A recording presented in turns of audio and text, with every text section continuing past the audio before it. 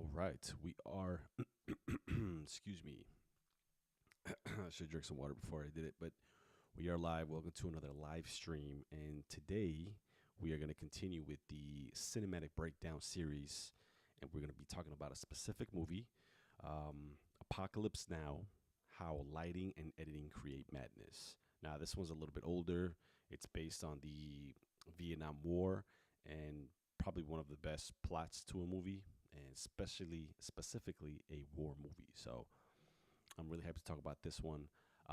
As you can see on the screen, we have the three scenes that we're going to break down.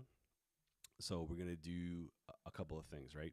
So we're going to cover number one, Willard in the Saigon hotel room, which is the opening scene of the movie, the Ride of the Valkyries, helicopter attack. I'm pretty sure you guys are familiar with the song.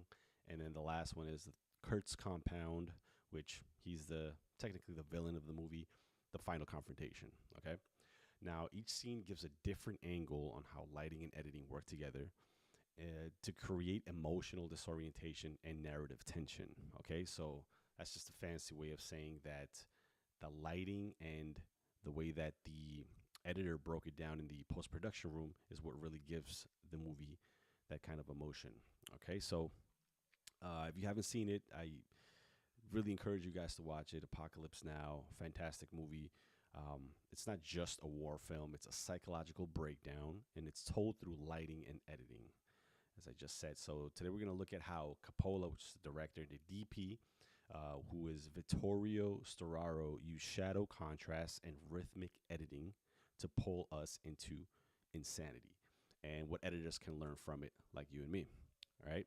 So in Apocalypse Now, the lighting doesn't reveal the character, it reveals their mind.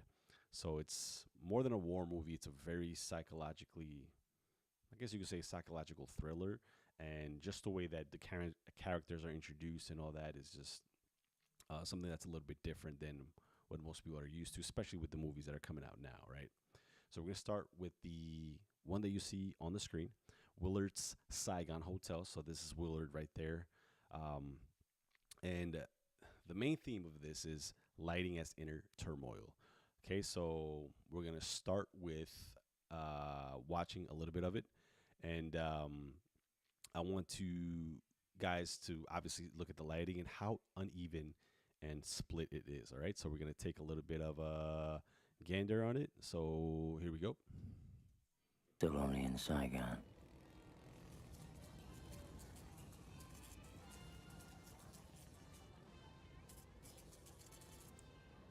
Every time I think I'm gonna wake up back in the jungle.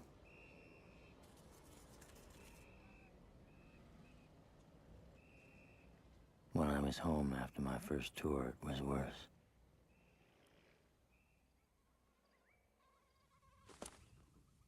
So take a look at that. Every scene that you've seen so far they showed is split lighting. So half of it is lit. Like, for example, this one right here, whatever's on the table, the coffee, the alcohol, the letters, dog tags. And then he is visible, but he's not lit in the scene. So shadows, right? I'd wake up and there'd be nothing.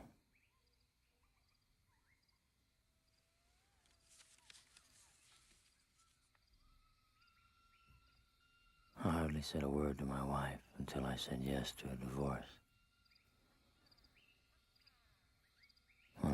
Fast forward just a little. All I could think of was getting back into the jungle.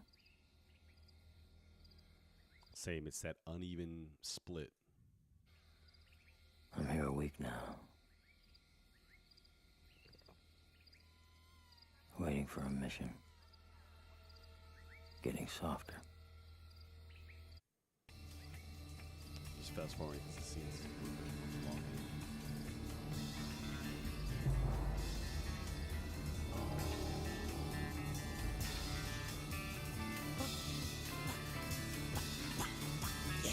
Come on, baby. Come on, baby.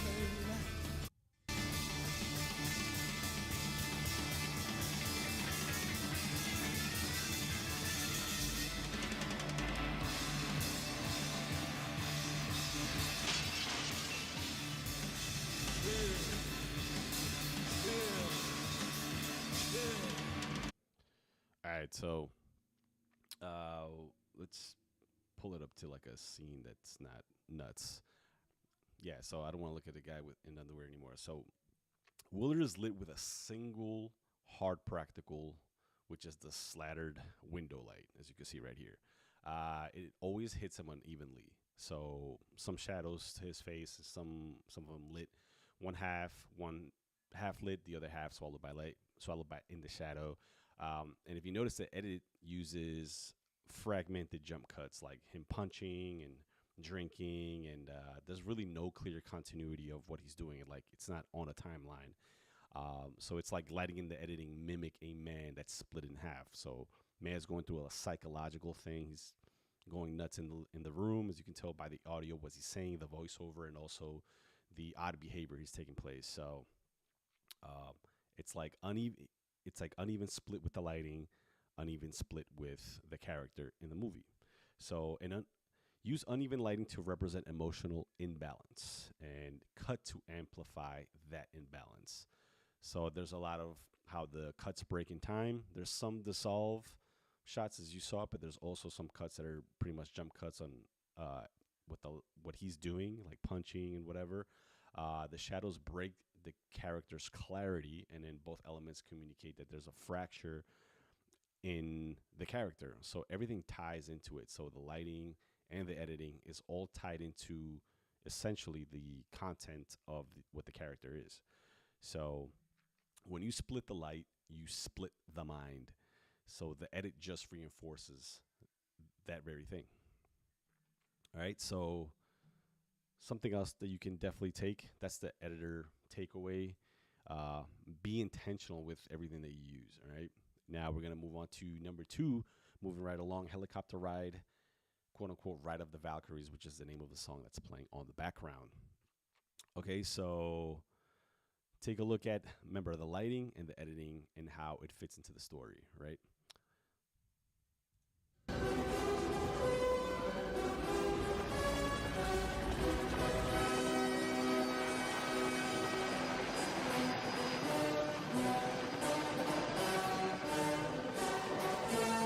Just a little bit.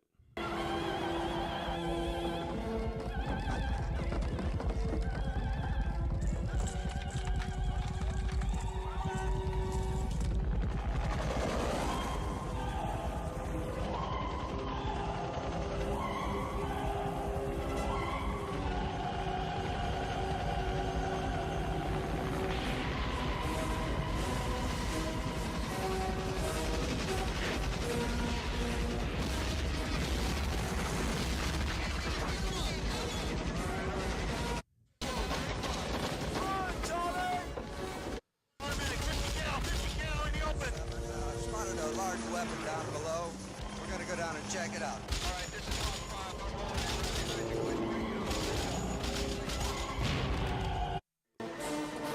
So I'm actually going to stop it right there. All right. So hard daylight creates the high contrast across the ground and also across the sky. The explosions generate pulses of light that editors timed to match cuts. So every time there was an explosion, it's like that cut, boom. And then the helicopter shadows sweeping across the soldiers, everybody that was on the ground, as you can see on the beach when they were coming in.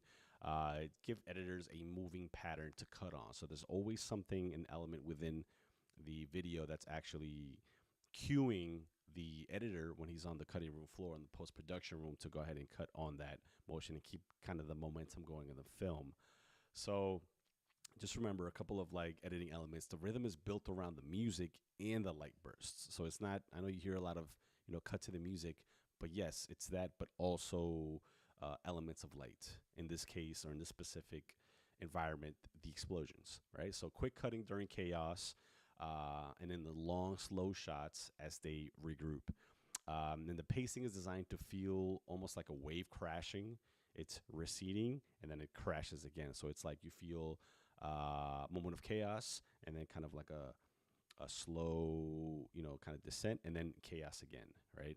So for all you editors watching, here's the takeaway. If your scene has natural rhythm, the sound, the movement, or the light pulses, cut to that rhythm and not to arbitrary beats, right? So again, it kind of almost ties into everything, which is do everything with a certain intention to it. There is time for improvisation, but if you really want what you're shooting to kind of have that depth, make sure there's intentionality built into that, right? So explosions aren't just action; they're editing metronomes, right? So it's kind of like cueing that time and making sure it falls into the momentum of the movie and the environment that you're trying to showcase. All right, let's keep it moving. So we are gonna do number three, which is kind of like the climax of the movie, and I'm not gonna play too much because I don't want to give it away because I'm sure you guys are gonna go back and watch it because it's a fantastic movie. So we're gonna go with the confrontation between Willard and Kurtz. So I'm gonna make sure that I don't, show anything that I'm gonna get banned on. All right. So, all right, let's go ahead. And just a little background. Make sure what we're doing. If you're just watching, tuning in now, we are watching for the lighting and we're watching for the editing or the cutting and how it fits into the emotion. Right. We train young men to drop fire on people, but their commanders won't allow them to write fuck. I'm gonna see if I could take that out. Airplane because it's obscene. I'm just gonna run a little bit.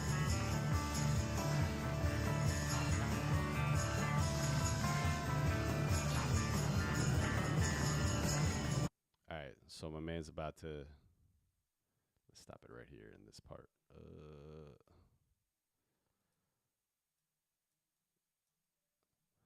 Man's about to do this thing, as you could probably guess. So, as you notice that Kurtz, which is the villain guy, he's actually lit from below, as you could tell from this one right here.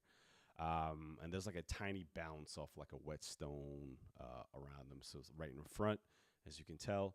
And again, there's intention behind it because the darkness is deliberate. You're meant to barely see him, right? Willard enters and there's like pools of light, and then he exits into the shadow and then reemerges, right? So they show him, as you can see right here, as he comes in, he's in darkness, and then he comes in back again. And then lighting becomes a metaphor for truth versus illusion. So the edit is the one that really respects that, right? So make sure the editing style, slow dissolves, elongated shots, extended silence, because silence is also a form of sound, right? Cuts only happen when characters move into or out of light zones, right? So it's that rhythm that we're talking about, cutting on not just the music, but also the lighting and the tone. And then this creates kind of like a hypnotic rhythm. It's almost kind of ritualistic, right? So again, it fits perfectly with what is trying to be, or what is being conveyed here in this movie or in this specific scene. So here's another editor takeaway. Let your cuts follow the light.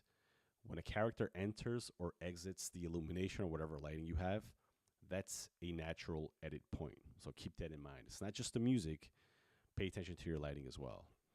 So I kind of wrap it up with this. Darkness is not the absence of I'm sorry again. Darkness is not the absence of information. It's the presence of meaning, right? So the light isn't the only thing that's being shown. The darkness has to also kind of have an intentionality behind it, not just it's not being lit.